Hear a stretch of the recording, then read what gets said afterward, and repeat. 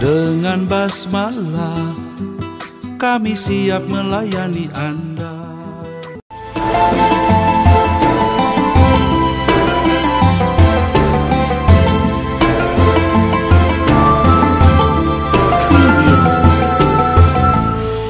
Bismillahirrahmanirrahim. Assalamualaikum warahmatullahi wabarakatuh.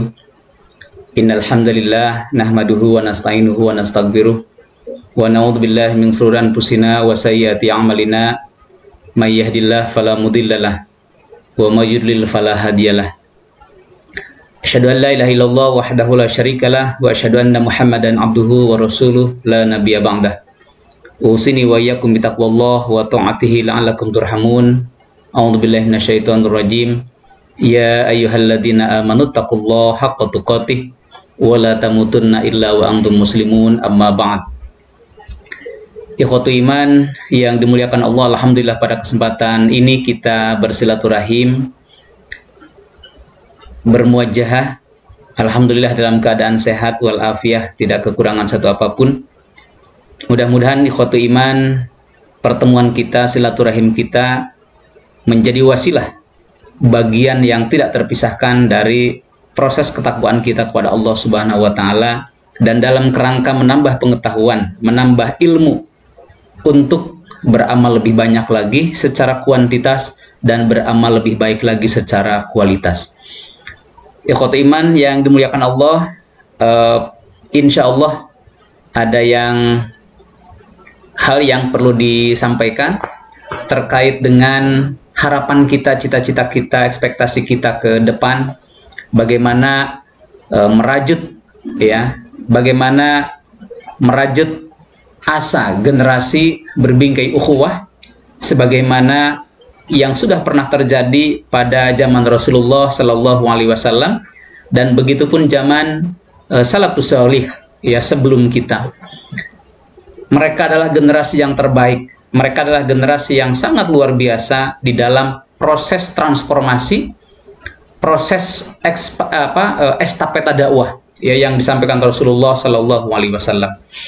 Nah, hadirin ikhwatu iman yang dimuliakan Allah Subhanahu wa Ta'ala, ada hal yang menarik di dalam sejarah disebutkan, atau sejarah Islam telah membuktikan bahwa hanya dengan beberapa gelintir orang saja, ternyata Islam mampu menggetarkan jazirah pada saat itu. Nah, angka ini sebetulnya debatable. Artinya dalam sejarah banyak diungkapkan oleh para sejarawan, jumlah ini boleh jadi jumlah yang sangat banyak atau jumlah yang lebih sedikit juga, seperti itu. Jadi dalam sejarahnya ikhwatu iman, Islam begitu telah menyebar, Islam begitu telah meninggi, Islam telah begitu meluas di kalangan jazirah pada saat itu.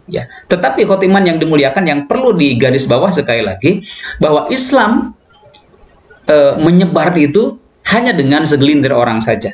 Nah, pertanyaannya tentu saja memiliki apa gitu? Ada apa?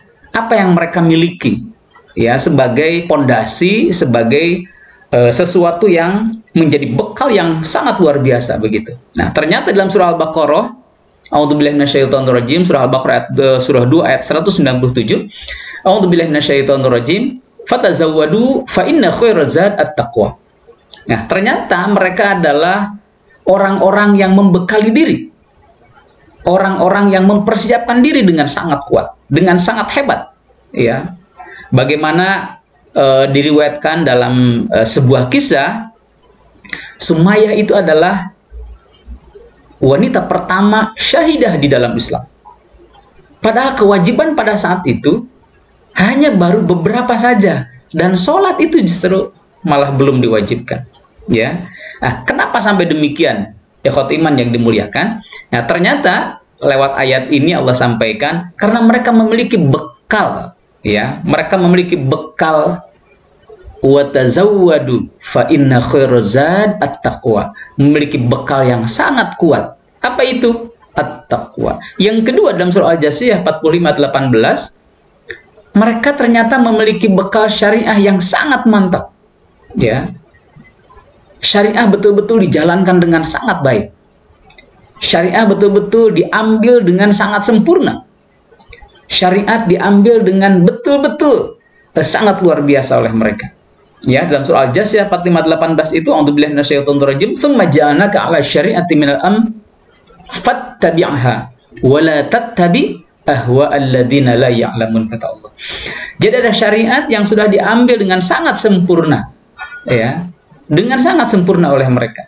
Oleh karena itu, kalau kita bicara punya bekal apa mereka, sehingga dengan hanya beberapa gelintir orang saja, ternyata Islam mampu menggetarkan, mampu menyebar dengan sangat cepat, dengan sangat hebat pada saat itu, walaupun dengan keterbatasan media, ya, dalam keterbatasan alat yang dimiliki, dengan keterbatasan manajemen yang dilaksanakan pada saat itu. Hari ini barangkali khotu iman yang dimuliakan, kita sudah tidak perlu meragukan lagi media, ya, media dalam kerangka dakwah itu, media dalam kerangka menyebarkan Islam itu, media dalam kerangka menebarkan kebaikan itu, masya Allah luar biasa, ya. Bahkan di saku-saku kita itu kita bisa baca, kita bisa lihat, kita bisa murojaah, kita bisa memahami.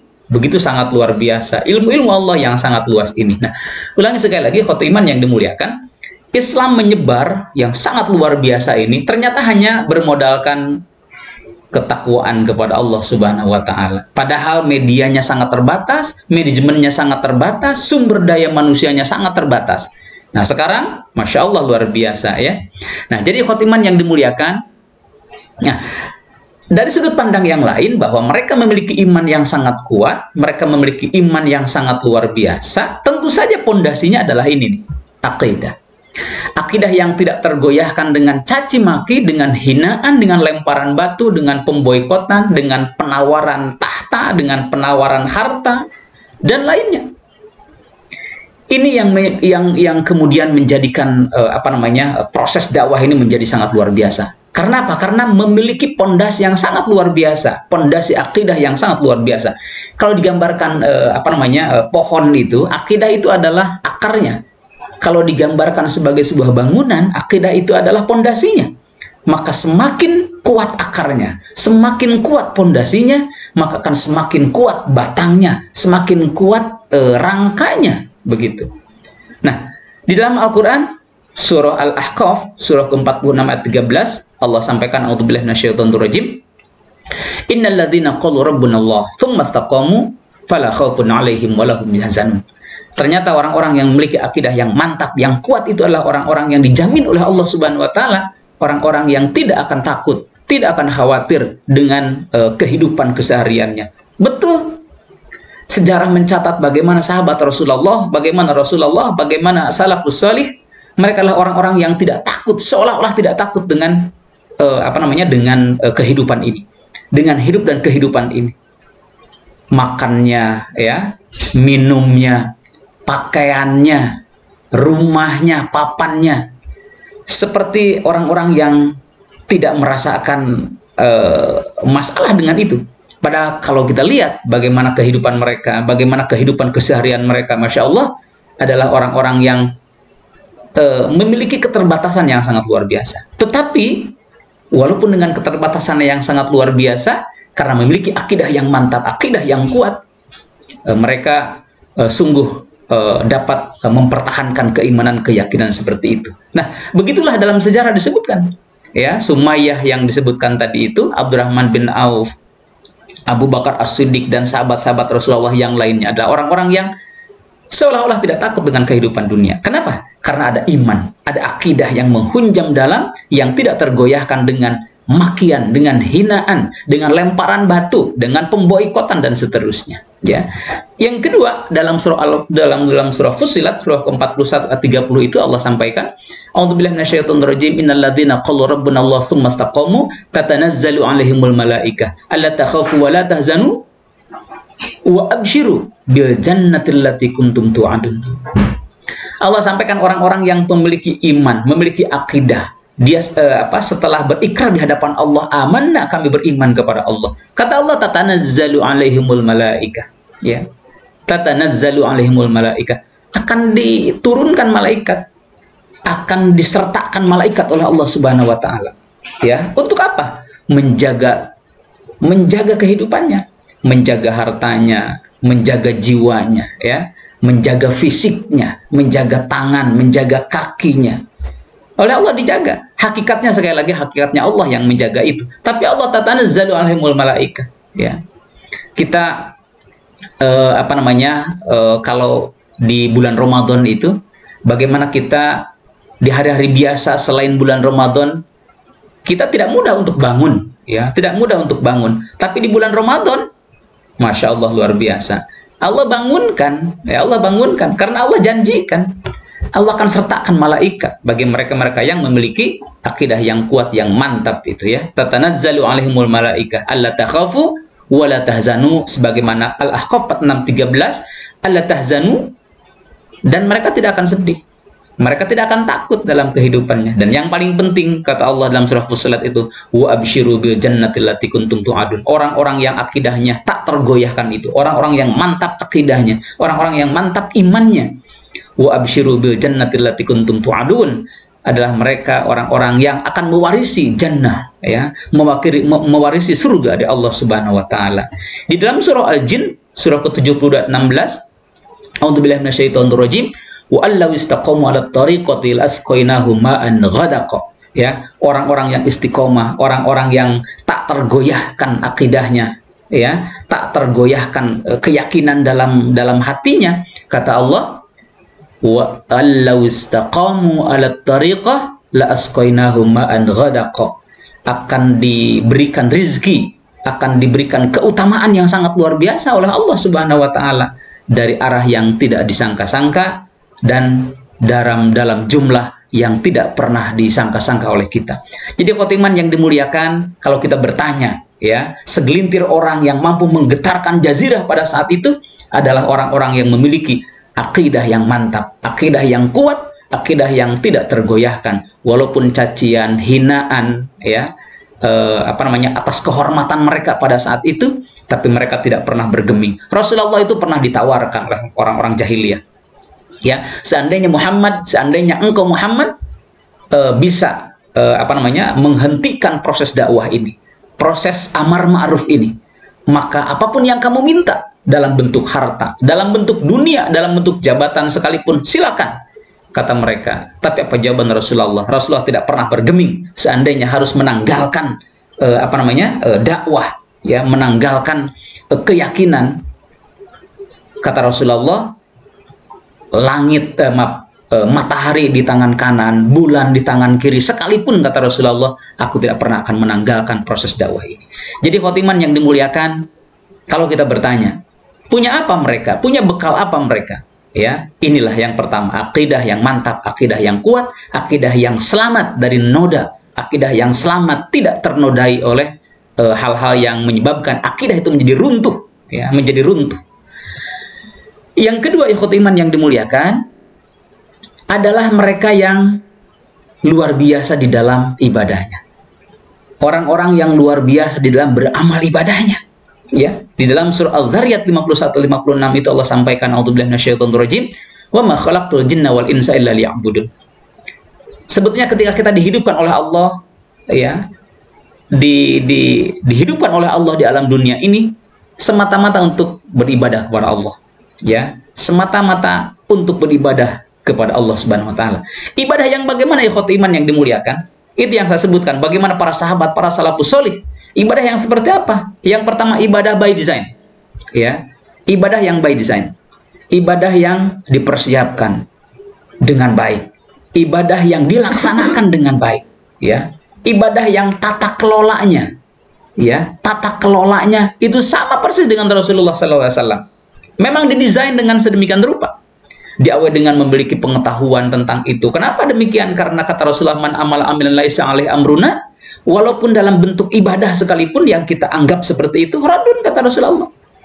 Kalau ibadah kita tidak didesain sesuai dengan tata kelola yang dicontohkan Rasulullah, tata kelola yang perintahkan Rasulullah, tata kelola yang dibiarkan Rasulullah, tata kelola yang dicita-citakan Rasulullah, tidak akan pernah diterima, kata Allah. Nah, mereka adalah orang-orang yang beribadah, yang beramal ibadah di hadapan Allah Subhanahu wa taala by design itu. Ya. Bagaimana Umar bin Khattab berkompetisi, ya, meyakinkan dirinya dia sedang berkompetisi dengan orang lain, dengan Abu Bakar. Ya. Bagaimana Umar bin Khattab berkompetisi dalam ibadah dengan Abu Bakar. Bagaimana Umar bin Khattab juga berkompetisi dengan Abu Bakar As-Siddiq dalam sedekah dan seterusnya.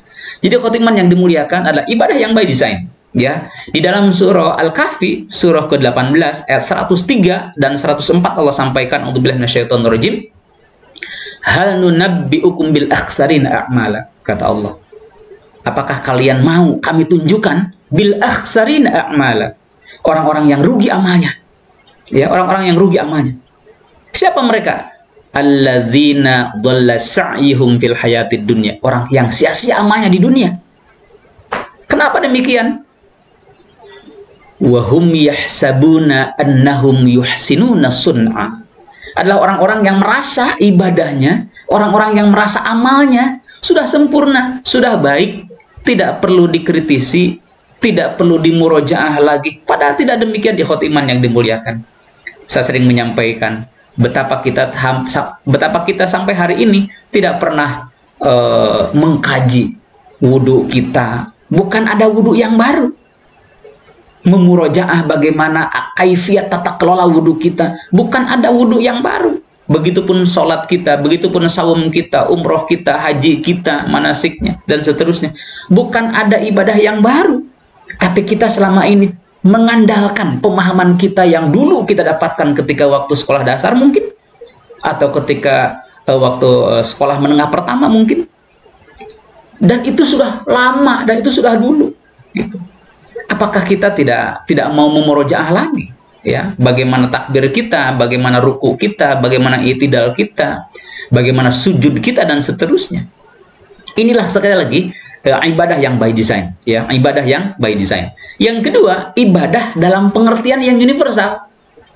Ibadah bukan hanya sholat saja, ibadah bukan haji saja, ibadah bukan umroh saja, ibadah bukan zakat saja, ibadah bukan saum saja. Yang universal. Ismun jami' likulli ma yuhibbullah wa yardah. Semua amal pekerjaan yang diridhoi, yang dicintai oleh Allah Subhanahu wa taala, itu adalah ibadah. Kita yang di pasar, kalau bermuamalah buyuk, ya, di pasarnya sesuai dengan kaifiat tata kelola yang Allah perintahkan, yang Rasulullah perintah dan contohkan, ya itulah ibadah.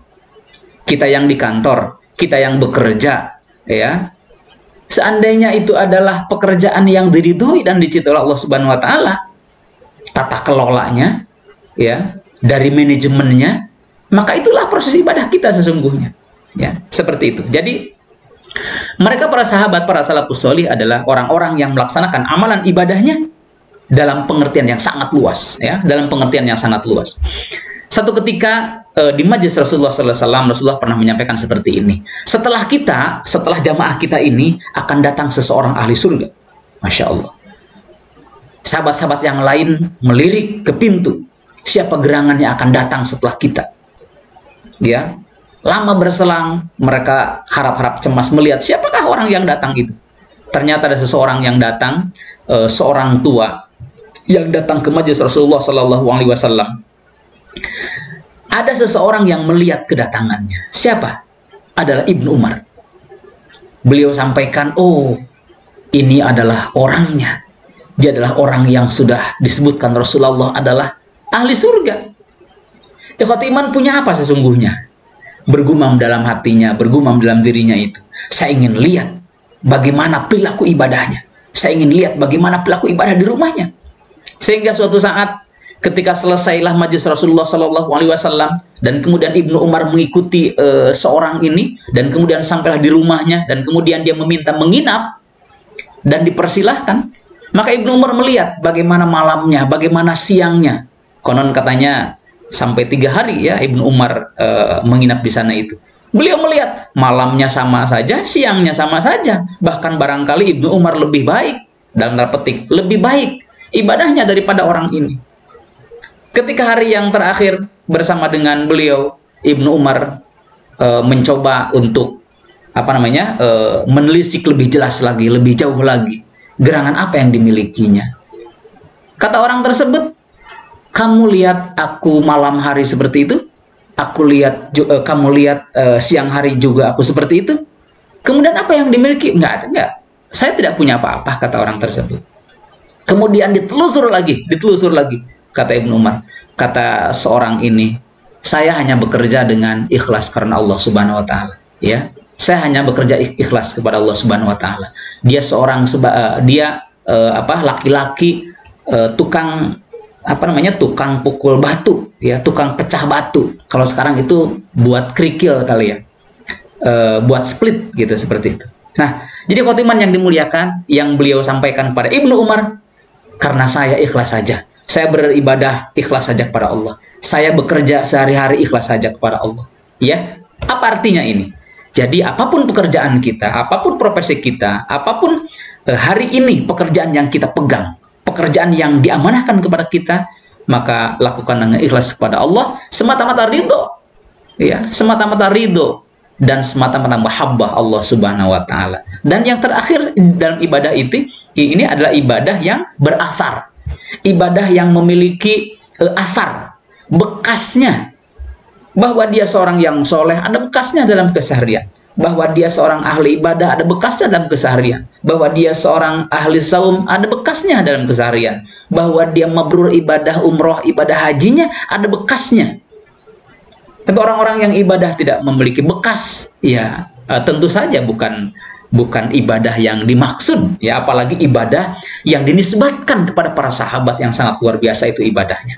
Jadi khotiman yang dimuliakan, kalau kita bicara tentang bagaimana generasi terdahulu yang sangat luar biasa itu adalah generasi yang ibadahnya sangat luar biasa, ibadahnya sahih sesuai dengan tata kelola, sesuai dengan manajemen yang dititahkan, yang dinasihatkan Rasulullah, yang dicontohkan Rasulullah, yang didiamkan jika itu kebaikan Rasulullah, dan yang dicita-citakan Rasulullah Sallallahu Alaihi Wasallam. Nah, yang ketiga ikhwatiman yang dimuliakan adalah individu yang berkepribadian mulia, yang memiliki akhlak yang mahmudah, akhlak yang indah, akhlak yang baik. Di dalam surah Al-Fat, surah ke-48 ayat 29, Allah sampaikan, a'udzubillahi minasyaitonirrajim. Muhammadur Rasulullah walladzina ma'ahu asyidda'u 'alal kuffar ruhama'u bainahum. Ya, ruhama'u bainahum adalah masyarakat yang ruhama, saling asah, saling asih, saling asuh di antara sesama. Itulah masyarakat yang dulu pernah ada pada zaman Rasulullah, ya, yang ruhama itu, yang berat sama dipikul, yang ringan sama dijinjing, duduk sama rendah, berdiri sama tinggi. Mereka lah orang-orang yang disebutkan Rasulullah oleh Allah dalam Al-Quran, ruhama'u bainahum. Orang-orang yang rela berbagi, ya, orang-orang yang rela membagi tanahnya, orang-orang yang rela berbagi kamar rumahnya.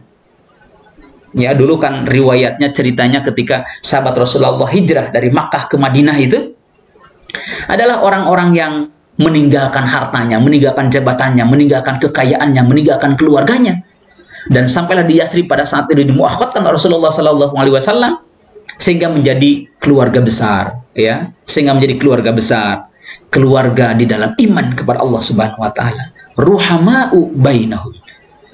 Tentu saja khotiman yang dimuliakan, apakah hari ini ada? Harus ada. Apakah hari ini mampu? Harus mampu. Toh sebetulnya perjalanan sejarah ini akan berulang, ya. Perjalanan sejarah akan berulang dan harus berulang. Allah sudah sampaikan dari awal itu, sampaikan kuntum khairu ummah ukhrijat lin-nasi ta'muruna bil ma'ruf wa tanhauna 'anil munkar, kata Allah. Kita ini umat terbaik, umat yang terbaik yang disebutkan oleh Allah. Kelak kemudian akan ada satu masa, satu zaman menjadi umat yang terbaik. Kenapa menjadi umat yang terbaik? Mereka adalah orang yang tidak bertemu Rasul, mereka adalah orang yang tidak ada di majelis Rasulullah, dan mereka orang-orang yang tidak pernah mendengar suara Rasulullah. Tapi kita adalah orang-orang yang beriman pada Rasulullah Sallallahu Alaihi Wasallam, menjalankan syarat dengan baik, ya, tanpa exhaust, tanpa permohonan, ya, tanpa permohonan. Kita itu melaksanakan ibadah, kita meyakini ibadah itulah ibadah yang dilakukan Rasulullah dulu. Kita sholat, kita wudhu, kita tayamum. Seperti itulah Rasulullah sholat, wudhu, dan tayamum yang kita yakini hari ini. Jadi khotiman yang dimuliakan, begitulah kira-kira orang-orang dulu, orang-orang terdahulu yang sudah mempraktikkan bagaimana kehidupan ruhama di antara mereka. Ya, di dalam surah Al-Ahzab, surah ke-33 ayat 21, Allah sampaikan, "A'udzubillahi minasyaitonir rajim, laqad kana lakum fi Rasulillahi uswatun hasanah." Siapa yang menjadi teladannya? Siapa yang menjadi contohnya? Siapa yang menjadi prototipnya? Adalah Rasulullah Sallallahu Alaihi Wasallam. Beliau adalah orang yang sudah dinilai oleh Allah Subhanahu Wa Taala, ya, sudah ditinggikan derajatnya oleh Allah Subhanahu Wa Taala. Wa innaka la'ala khuluqin 'adzim. Sungguh engkau Muhammad memiliki akhlak yang indah, akhlak yang agung, akhlak yang sangat baik, luar biasa. Ikhwat iman yang dimuliakan, maka pertanyaannya, kita masuk dalam kriteria yang mana? Ya, orang yang memiliki akidah yang kuat, yang mantap, yang salim, yang tidak ternoda, yang selamat? Apakah orang-orang yang memiliki tata kelola ibadah dengan sangat hebat? Atau kita termasuk orang-orang yang memiliki akhlak yang indah, akhlak yang baik? Tentu saja, seyogianya, sejatinya, kita adalah pribadi yang terkumpul pada diri kita 3 sifat itu. Ya, sejatinya, seyogianya kita adalah termasuk orang-orang yang memiliki dan terkumpul dalam diri kita 3 sifat indah tersebut. Akidah yang kuat, akidah yang mantap, ya, ibadah yang salimah, ibadah yang sahih, ibadah yang valid, ibadah yang tata kelolanya, manajemennya sama dengan ibadah yang dipraktekkan Rasulullah SAW. Dan begitu pun memiliki akhlak yang baik, akhlak yang indah, akhlak yang sangat luar biasa, ya, akhlak yang yang luar biasa di tengah masyarakat. Ya, itulah Rasulullah Sallallahu Alaihi Wasallam. Sebagaimana Siti Aisyah pernah menyampaikan, karena khuluqul Quran, Rasulullah Taala Al-Quran. Ya, kalau kita ingin melihat Al-Quran berjalan, inilah Rasulullah Sallallahu Alaihi Wasallam. Ya, jadi khotiman yang dimuliakan, sekarang apa yang harus kita lakukan? Kata Allah dalam surah At-Taubah, surah ke-9 ayat 105, "A'udzubillahi minasyaitonir rajim, wa qul i'malu fasayarallahu 'amalakum wa rasuluhu wal mu'minun." Sekarang berproses sajalah kita. Ya, berproses. Ya, bagaimana menurut kita, keyakinan kita, muhasabah kita selama ini, akidah saya belum hebat, akidah saya belum selamat, ibadah saya belum sesuai dengan tata kelola yang dicontohkan Rasulullah, atau akhlak kita belum seindah, sehebat Rasulullah Sallallahu Alaihi Wasallam. Kata Allah, wa qul i'malu, berproseslah. Lakukan riyadhah yang banyak. Lakukan riyadhah, latihan-latihan yang banyak. Supaya apa? Supaya memiliki akidah yang mantap tadi itu. Supaya proses ibadah kita juga mantap itu. Dan supaya kita memiliki akhlak yang indah itu. Jadi berproses saja. Biarkan ada hak prerogatif Allah. Untuk apa? Untuk menentukan hasilnya. Yang berikutnya dalam surah Al-Baqarah surah kedua ayat 216 itu, A'udzubillahi minasyaitonir rajim, ini potongan ayat, wa asa an takrahu syai'a wa huwa khairul lakum wa asa an tuhibbu syai'a wa huwa syarrul lakum.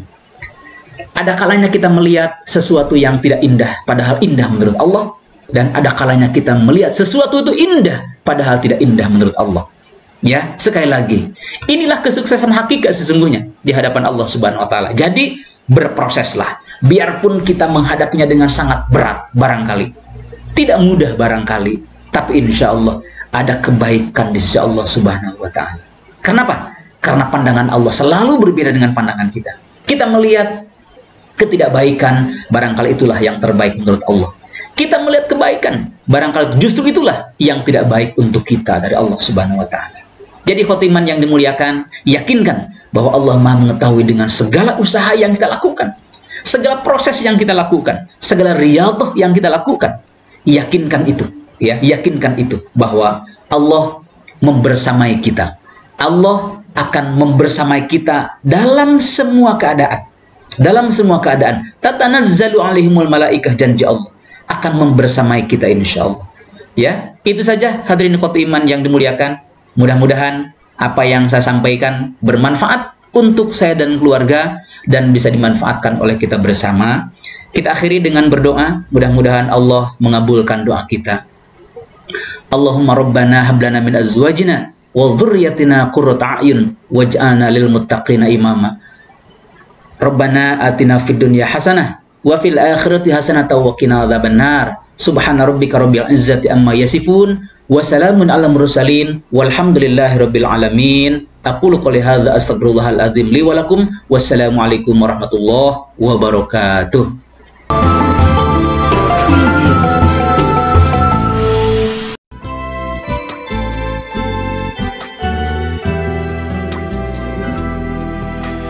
Dengan basmalah kami siap melayani Anda.